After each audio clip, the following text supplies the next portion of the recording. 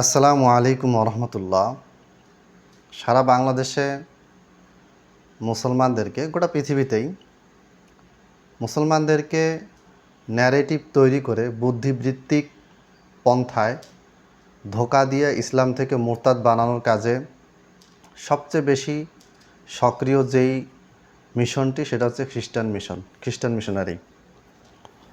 মিশনারিরা ইসলামের উপরে যে আপত্তিগুলো তুলে, ইসলাম বিদ্বেষী নাস্তিকেরা, প্রত্যেকটা নাস্তিকই ইসলাম বিদ্বেষী নয়, তবে প্রত্যেকটা ইসলাম বিদ্বেষী নাস্তিক, যেটা মানে তাদের কথাবার্তায় মনে হয়। আল্লাহই ভালো জানে তারা কি। যাই হোক, তো ইসলাম বিদ্বেষী অ্যান্টি ইসলামিস্ট যারা এই নাস্তিক আছে, এরা ওই খ্রিস্টান মিশনারিদের দেখানো যুক্তিগুলোই বারবার পেশ করে এবং মুসলমান ছেলে মেয়েদেরকে গোমরা করার চেষ্টা করে। তার মধ্যে একটা পয়েন্ট হচ্ছে, গতকালকে এক ইসলাম বিদ্বেষী ছেলের একটা ভিডিও দেখলাম। সেখানে সে বলছে যে কুরবানির সময় আসলে এই মোল্লারা জনগণের সামনে একটা বিভ্রান্তিকর তথ্য পাঠায়। সেটা হচ্ছে যে কোরআনে বলা আছে আল্লাহ তাআলা ইসমাইলকে জবাই করার জন্য ইব্রাহিম আলাইহিস সালামকে আদেশ করেছিলেন। তো ইব্রাহিম আলাইহিস সালাম ইসমাইল আলাইহিস সালামকে কুরবানি করার জন্য আদিষ্ট হয়েছিলেন, এরকম কোনো বক্তব্য কোরআনে নেই। ঠিক আছে। এবং সে বলল যে বাইবেলে আছে, এবং বাইবেলের এই কথাটা সঠিক, তার দাবি বাইবেলে আছে এবং বাইবেলে সঠিকটা তথ্য দেওয়া আছে। সঠিক তথ্যটা আছে, সেটা হচ্ছে যে ইসমাইল নয়, ইসহাক আলাইহিস সালামকে কুরবানি করার জন্য আল্লাহ তাআলা ইব্রাহিম আলাইহিস সালামকে আদেশ করেছিলেন। এখানে একটা বিষয় খেয়াল আপনাকে জানতে হবে যে ইসমাইলকে কুরবানি করার জন্য আদেশ করা হয়েছিল, এই তথ্যটা বা এই কথাটা মানতে ইসলাম বিদ্বেষীদের এত আপত্তি কেন, বা খ্রিস্টানরা মানতে চায় না কেন? এর একটা কারণ আছে। আপনারা জানেন যে বনি ইসরায়েল ইব্রাহিম আলাইহিস সালামের ছেলে ইয়াকুব আলাইহিস সালাম, ইয়াকুব আলাইহিস সালামের দুই ছেলে ইসমাইল আলাইহিস সালাম, ইসহাক আলাইহিস সালাম। তো বাইবেলে বলা হয়েছে যে সর্বশেষ নবী যিনি আসবেন, সত্যের পথ দেখাবেন। তো সর্বশেষ নবী কোত্থেকে এসেছেন, কিভাবে এসেছেন, এটা নিয়ে একটা পর্যালোচনা আছে। কিন্তু এখানে যে মেইন পয়েন্ট, সেটা হচ্ছে যে ইসহাক আলাইহিস সালাম থেকে সর্বশেষ নবী আসেন নাই। কার থেকে এসেছে? ইসমাইল থেকে। আর এটা স্পষ্ট বলা আছে যে যে জাবিহুল্লাহ, যাকে জবাই করার জন্য আদেশ করা হয়েছে, তার বংশধর থেকে বা তার থেকেই সর্বশেষ নবী আসবে। তো ইসহাক আলাইহিস সালাম থেকে সর্বশেষ নবী এসেছিলেন ঈসা আলাইহিস সালাম, আর ইসমাইল আলাইহিস সালাম থেকে সর্বশেষ নবী এসেছেন মুহাম্মদ সাল্লাল্লাহু আলাইহি সাল্লাম। তো জাবিহুল্লাহ বা যাকে আল্লাহ জবাই করার জন্য আদেশ করেছিলেন ইব্রাহিমকে, তিনি যদি ইসহাক হন, তাহলে সর্বশেষ নবী এবং রাসূল হচ্ছেন ঈসা আলাইহিস সালাম। আর সর্বশেষ নবী মুহাম্মদ সাল্লাল্লাহু আলাইহি সাল্লামের কথা যদি প্রমাণ করতে হয়, তাহলে আপনাকে এটা প্রমাণ করতে হবে যে ইসমাইলকে আল্লাহ তাআলা জাবিহুল্লাহ হিসেবে কবুল করেছিলেন। ঠিক আছে। এর একটা মারাত্মক টুইস্ট, এবং এই টুইস্টটা দিয়েই অনেক মুসলমানকে গুমরা করা হয়েছে। আমি এটা নিয়ে আরেকদিন কথা বলবো। আজকের পয়েন্ট যেটা, সেটা হচ্ছে যে বাইবেল থেকে আমরা দেখাবো যে আল্লাহ তাআলা ইব্রাহিম আলাইহিস সালামকে, তার যে দুইটা সন্তান ছিলেন ইসমাইল আলাইহিস সালাম, ইসহাক আলাইহিস সালাম, এই দুইটা সন্তানের মধ্যে হতে কোন সন্তানকে আল্লাহ তাআলা কুরবানি করার জন্য আদেশ করেছিলেন, এটা আমরা বাইবেল থেকে দেখব। এই যে দেখেন, the king James version of the Holi Bible. Holi Bible না কি বাইবেল এটা বুঝি না। এখানে হচ্ছে পরস্পর বিরোধী বক্তব্য দিয়ে হচ্ছে মানে ভর্তি। আমি এখনই একটা উদাহরণও আপনারা এখানে পেয়ে যাবেন। আচ্ছা, জেনেসিস পেজ নাম্বার 7, জেনেসিস অধ্যায় হচ্ছে 16, আর ভার্স বা আয়াত আর কি, আয়াত না ভার্স বলেন আর কি। আয়াত তো আসলে কোরআনের আয়াতের ক্ষেত্রে আমি বলি, ওই খ্রিস্টানরা এদের এই ভার্সগুলাকে আয়াত বলে, কিন্তু বাস্তবে আমি আসলে আয়াত শব্দটা এই ক্ষেত্রে ইউজ করি না। যাই হোক, ওটা একটা পয়েন্ট। তো ভার্স নাম্বার 4, ঠিক আছে, বা শ্লোক নাম্বার 4, এখানে হাজেরা আলাইহাস সালামের কথা বলা হয়েছে। And he went in unto Hagar, এবং ইব্রাহিম আসলাম হাগারের কাছে গেলেন। হাগার মানে হচ্ছে হাজেরা আলাইহাস সালাম।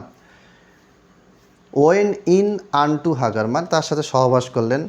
অ্যান্ড শি কনসিভড, এবং তিনি কনসিভ করলেন, গর্ভবতী হলেন। কে? হাজেরা আলাইহাস সালাম। আর এটা সবাই আমরা জানি যে হাজেরা আলাইহাসাল্লাম ছিলেন ইসমাইল আলাইহিসসালামের মা। ঠিক আছে, এটা হচ্ছে 16 অধ্যায়ের 4 নাম্বার শ্লোক। ঠিক আছে, এর আগে 16 অধ্যায়ের 1 নম্বরে বলা আছে নাও সারাই আব্রাহামস ওয়াইফ বেয়ার হিম নো চিলড্রেন, সারার কোনো বাচ্চা ছিল না, চিলড্রেন ছিল না, এটা নিয়েও এখানে কথাবার্তা আছে। যাই হোক, এবার আসেন জেনেসিস, যেটাকে আদি পুস্তক বলা হয় অথবা পয়দায়েশ বলা হয়। বর্তমানে যে বাংলাতে যে বাইবেল অনুবাদ করা হয়েছে সেখানে পয়দায়েশ শব্দটা ব্যবহার করা হয়েছে, মানে আরবি ফার্সি উর্দু শব্দরা বেশি বেশি ব্যবহার করে যেন বাংলাদেশের জনগণ মনে করে যে এগুলো হচ্ছে মুসলমানদের লেখা ধর্মীয় কিতাব। এটা একটা ধোঁকাবাজি। পেজ নাম্বার 8 জেনেসিস অধ্যায় 16 আর ভার্স বা শ্লোক হচ্ছে 15। অ্যান্ড হাগার বেয়ার আব্রাম সান, ইব্রাহিম ইসলাম থেকে হাজেরা আলাইহাসসালাম একজন সন্তানকে, একটা ছেলেকে কি করলেন, প্রসব করলেন। ঠিক আছে, প্রসব করার পরে and Abram call his son's name, এবং ইব্রাহিমকে এরা বলে আব্রাম। ঠিক আছে, আব্রাম থেকে আব্রাহাম। ঠিক আছে, অনেকে বলে ব্রাহ্মণ এই আব্রাহাম থেকে এসেছে। আচ্ছা, আব্রাহাম আলাইসাল্লাম তার সন্তানের নাম রাখলেন হুইচ হাগার বেয়ার ইসমাইল, যেই সন্তানটাকে হাজেরা আলাইসাল্লাম পেটে ধারণ করেছিলেন প্রসব হওয়ার পরে, সেই সন্তানটাকে ইব্রাহিম আলাইসাল্লাম ইসমাইল নামকরণ করলেন। ঠিক আছে, ইসমাইল মানে কি? ইসমাইল মানে হচ্ছে ইসমাইল আলাইহিসসালাম।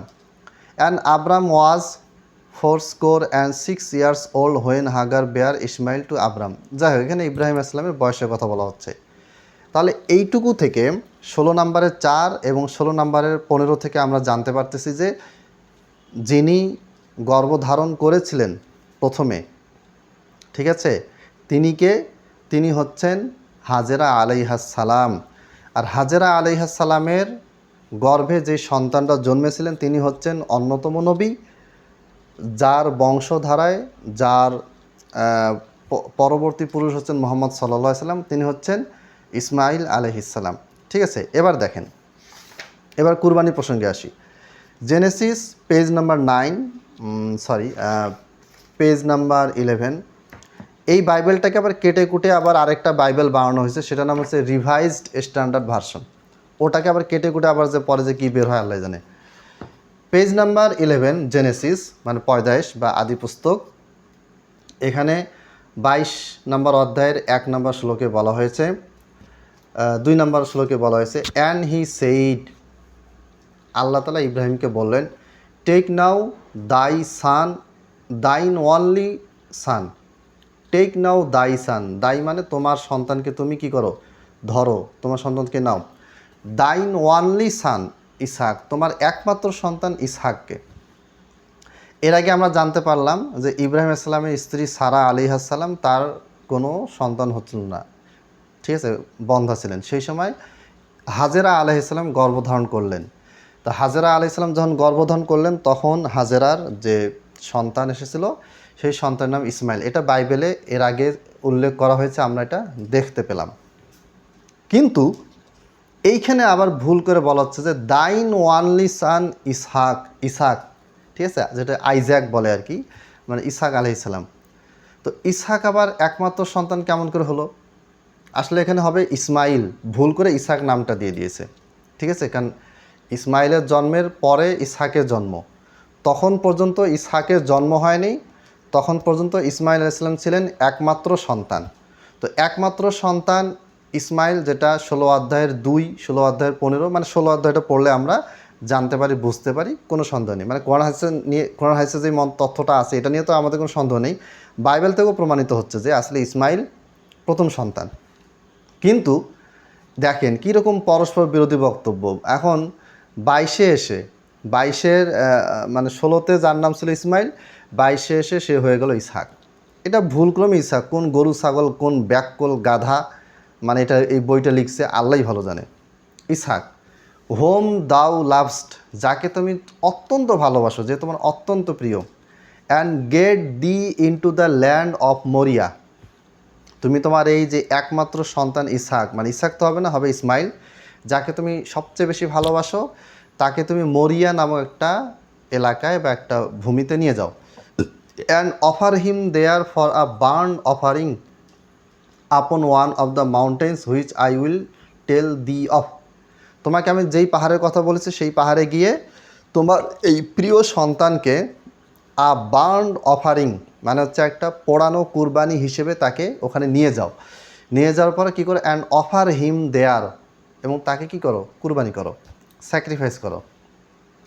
এখন আমি আপনাদের সামনে ভার্স পড়লাম 3টা, মানে এর মাঝখানে যত বক্তব্য আছে সবগুলি পড়লে এইটাই প্রতীয়মান হয়, এই জন্য 3টাই পড়লাম। মৌলিক পুরো বক্তব্যের সারাংশ 3টা ভার্সে আছে, 16-4, 16-15 এবং 22-2। ঠিক আছে, এখান থেকে প্রমাণিত হলো যে ইসমাইল আলাইসাল্লামের মায়ের নাম ছিল হাজেরা আলাইহিসসালাম। ইসমাইল আলাইসাল্লাম ছিলেন প্রথম সন্তান, আর প্রথম সন্তান দাইন ওয়ানলি সান, তোমার একমাত্র সন্তান, অদ্বিতীয় সন্তান, তাকে তুমি কুরবানি করা, সেটা ছিল ইসমাইল, কিন্তু ভুলক্রমে বাইবেলে লেখা আছে ইসহাক। এখন বাইবেলে ইসহাক লেখা হয়েছে ভুল করে, এটা বাইবেল গবেষকরা স্বীকার করেছেন, মেনে নিয়েছেন, কিন্তু এইখান থেকে এই বিভ্রান্তিকর তথ্যটা ছড়িয়ে গেল চারপাশে। ইসলাম বিদ্বেষীরা এখন বলছে যে না, আসলে ইসহাককে কি করতে বলা হয়েছে, কুরবানি করতে বলা হয়েছে, ইসমাইলকে নয়। তো এর মাধ্যমে তারা বোঝাতে চাচ্ছে যে ইসহাক হচ্ছেন জাবিহুল্লাহ, অর্থাৎ আল্লাহ তাআলার পক্ষ থেকে কুরবানি হওয়ার আদেশপ্রাপ্ত যে সন্তানটা তিনি হচ্ছেন ইসহাক আলাইহিসসালাম। তাহলে এখানে সহজ হয়ে গেল, ইসহাক আলাইহিস সালাম হচ্ছে আল্লাহ তাআলার পক্ষ থেকে জাবিহুল্লাহ, তাহলে ইসমাইলের মর্যাদা, ইসহাকের মর্যাদা ইসমাইলের চেয়ে বেশি, আর ইসহাক থেকে সর্বশেষ নবীকে ঈসা আলাইহিস সালাম, সুতরাং ঈসা আলাইহিস সালামই হচ্ছেন সর্বশেষ নবী, সর্বশেষ রাসূল, এবং তিনি হচ্ছেন সব কিছুর চূড়ান্ত ফয়সালাকারী, মুহাম্মদ এখানে কিছু না। ঠিক আছে, এটা বোঝানোর চেষ্টা করে, তারা আরও যুক্তি দেয়, দলিল দেয়। যাক, আজ এ পর্যন্তই। আর একটা জিনিস খুব দুঃখের কথা বলি, আমি একটা মসজিদে গিয়েছিলাম খুতবাতে, আমি সেখানে হলো এই খ্রিস্টান মিশনারিদের অপতৎপরতা নিয়ে বলার পরে সেখানকার সেক্রেটারি আমার নাখোশ, মুসল্লিরা আলহামদুলিল্লাহ সবাই পছন্দ করেছেন, প্রশংসা করেছেন, তারা বললো যে অনেক কিছু জানলাম। সেক্রেটারি নাখোশ, কেন নাখোশ? কারণ সেখানে গীবত নিয়ে আলোচনা করার কথা ছিল, গীবত নিয়ে আলোচনা না করে আমি খ্রিস্টান মিশনারি নিয়ে কেন আলোচনা করলাম? আসলে আমাদের সমাজ, আমি এখানে আহলুল হাদিস সমাজের কথা বলছি, এরা এখনও অন্ধকার যুগে বসবাস করে। এরা মনে করে যে ওই খুতবার টপিক হবে গীবত, সুদ, ঘুষ, পর্দা, আদব আখলাক, এই কটা ছাড়া আর কোনো বিষয় নেই। অবশ্যই এগুলি বিষয় নিয়ে আলোচনা হবে, হয়েছে, হচ্ছে এবং হবে, কিন্তু যেখানে আপনার আমার চোখের সামনে লাখো লাখো পরিমাণ মুরতাদ হয়ে গেছে, সেখানে তাদেরকে নিয়ে কথা বলা অত্যন্ত জরুরি। আর আমি সবসময় এই পয়েন্টগুলিকে বেশি ফোকাস করি। এজন্য যে কোনো জায়গায় খুতবায় যাই না কেন, সেখানে আমি অবশ্যই শিয়া, কাদিয়ানি, লালনে যে বাউল ফকিররা, এরপরে হলো মুনকিরিনে হাদিস, তারপরে হিজবুত তাওহিদ, আরও কী কী যার, হিজবুত তাওহিদ তো এদের তুলনায় ছোটো, এরা ছোট দল আর কি। আর মৌলিক যেগুলো বড় বড় দল যেখান থেকে বিভ্রান্তি ছড়িয়েছে, এদের ব্যাপারে আমি সবসময় কথা বলার চেষ্টা করি। এবং এটা আপনাদের কাছে নতুন মনে হলেও এটা আসলে নতুন নয়। এই ফেতনাগুলো সব জায়গায় ছড়িয়ে গেছে। অনলাইনে এরা এখন সবাই প্রচুর পরিমাণে অ্যাক্টিভ। আজ থেকে 8-10 বছর পরে বাংলাদেশ শিয়া, কাদিয়ানি, মুনকিরিনে হাদিস এবং খ্রিস্টান মিশনারিদের দাপটে চলবে।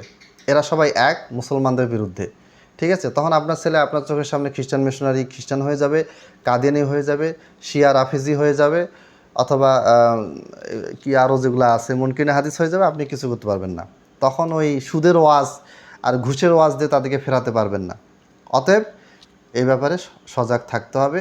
মাহফিল কমিটি, মাহফিল যারা আয়োজন করেন, আপনারা একাধিক বক্তাকে দাওয়াত দিলে অন্তত একজন বক্তাকে হলেও এইরকম গুরুত্বপূর্ণ টপিকে কথা বলতে বলবেন। মাহফিলওয়ালা যারা করে এরা হচ্ছে ম্যাক্সিমামই ধান্দাবাজ। যেই কথাগুলো বললে মানুষ বেশি টাকা দান করবে, যেই কথাগুলো বেশি মানুষের মনে প্রভাব ফেলবে, ওই টপিকগুলো বক্তাকে দেয় যে বক্তা সাহেব আপনি এই বিষয়ে কথা বলেন। তো এটা আসলে দাওয়াতি ফিল্ডটাকে নষ্ট করেছে। প্রচুর পরিমাণে মাহফিল হচ্ছে, প্রচুর পরিমাণে বক্তব্য হচ্ছে, জুমার খুতবা হচ্ছে, কিন্তু ধর্মান্তরিত হওয়াটাকে আমরা ঠেকাতে পারছি না। কারণ আমরা মেইন পয়েন্ট ফোকাস না করে আমরা গুরুত্বপূর্ণ পয়েন্টের কথাবার্তা বলতেছি, কিন্তু এই গুরুত্বপূর্ণ বিষয়গুলোকে আমরা গুরুত্ব না দেওয়ার কারণে কি হচ্ছে, এটা একটা বিশাল বড় মারাত্মক আকার ধারণ করেছে। আল্লাহ তাআলা আমাদেরকে বুঝার তৌফিক দান করুন, আমিন। আসসালামু আলাইকুম ওয়া রাহমাতুল্লাহ।